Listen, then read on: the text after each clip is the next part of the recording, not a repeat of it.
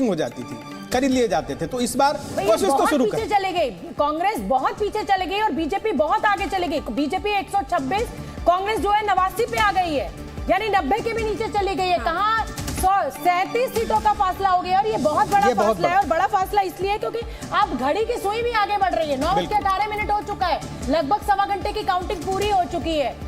मध्य प्रदेश में 37 सीटों से कांग्रेस पीछे चल रही है बीजेपी, लेकिन राजस्थान में बढ़त बनाई। राजस्थान में एक बार 12 सीटों का अंतर रह गया है, 20 सीटों का अंतर था। मध्य प्रदेश की बात करिए आप, देखिए कांग्रेस 89 पर है तो बीजेपी 126 पर।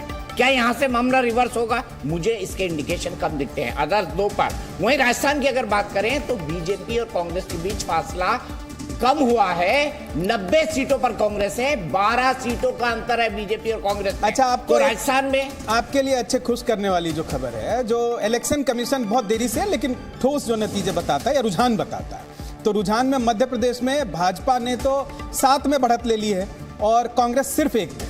जो इलेक्शन कमीशन अपनी टैली बता रहा है, मध्य प्रदेश में भाजपा 7 पे आगे चल रही है। अब तो आप बहुत खुश हैं।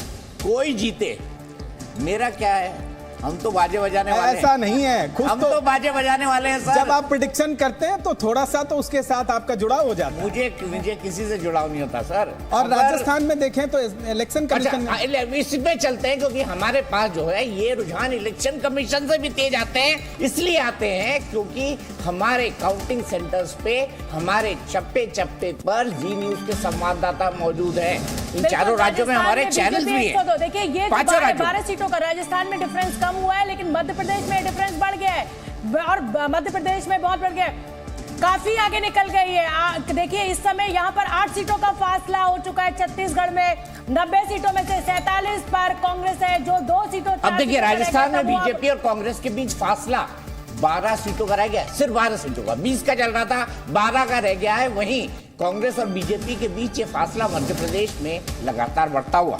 बिल्कुल, और मध्य प्रदेश के टोंक से सचिन पायलट पीछे हो गए। ये एक बहुत बड़ी खबर है क्योंकि मुझे लगता है कि टोंक सीट से पायलट फैमिली के साथ कभी धोखा नहीं हुआ है, लेकिन अब इस समय टोंक से अगर सचिन पायलट पीछे चल रहे हैं तो ये एक बहुत बड़ी खबर है इस समय की। ये इसलिए भी महत्वपूर्ण है क्योंकि उन्हें भविष्य के नेता के तौर पे देखा जाए। बिल्कुल बिल्कुल। गहलोत की उम्र इतनी हो चुकी है और वो इतना समय राज कर चुके हैं। अंतर बहुत ज्यादा नहीं है, 40-50 240 वोटों से। वो भी बहुत बड़ी बात है। उन्हें लगातार बहुत बड़ी मार्जिन के साथ अपनी बढ़त बनाए रखनी थी, लेकिन अगर वो एक बार भी पीछे जाते हैं तो ये बड़ा संकेत है कि हो सकता है कि कहीं उनकी सीट अगर खतरे में पड़ी तो उन्हें 2 बड़े खतरे थे। एक बार तो उन्होंने ये करके देख लिया कि क्या हम बगावत कर सकते हैं, उसमें बुरी तरह से फ्लॉप हो गए। बिल्कुल, ये एक बड़ा सेटबैक होगा अगर सचिन पायलट का यहाँ पर नुकसान होता है टोंक से। और सबसे बड़ी बात जितनी कांग्रेस की राजनीति समझता हूं मैं, तो भूपेश अशोक गहलोत भी जो है टोंक के अंदर टोक लगा रहे होंगे, टोक लगा रहे होंगे। कांग्रेस की राजनीति ऐसे ही चलती है। लेकिन ये भी साफ है, जिसने ये हम सब जानते हैं